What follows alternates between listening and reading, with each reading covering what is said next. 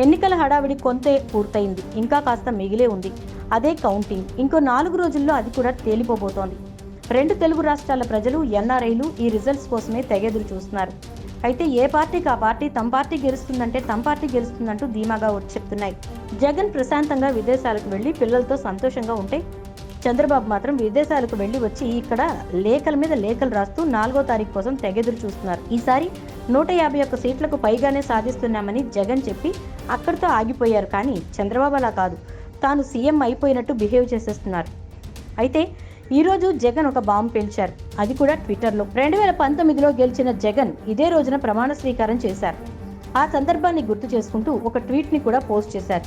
2019 నాటి ప్రమాణ స్వీకారం చేసిన ఫోటోను పోస్ట్ చేశారు. ఇక త్వరలో రాబోయే ఎన్నికల ఫలితాలపై ఒక కామెంట్ని కూడా ట్వీట్ చేశారు. సరిగ్గా 5 ఏళ్ల క్రితం ఏం జరిగిందో అదే ఈసారి జరగబోతోందని చెప్పారు. దేవుడి దయ, ప్రజలిచ్చిన చారిత్రాత్మక తీర్పుతో సరిగ్గా 5 ఏళ్ల క్రితం ఇదే రోజున మన పార్టీ అధికారంలోకి వచ్చింది.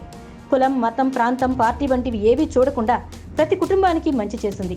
ప్రజలందరి దీవెనలతో మళ్లీ ఏర్పాటు కానున్న మన ప్రభుత్వం ఇదే మంచిని కొనసాగిస్తూ రాష్ట్ర సమగ్రాభివృద్ధి దిశగా మరిన్ని అడుగులు ముందుకేస్తుంది అంటూ ఆ ట్వీట్లో మళ్లీ వైసీపీ రాబోతోందని క్లియర్గా చెప్పేశారు. సీఎం జగన్ భారతి దంపతులు ఈరోజు రాత్రి లండన్ నుంచి తిరుగు ప్రయాణం కానున్నారు.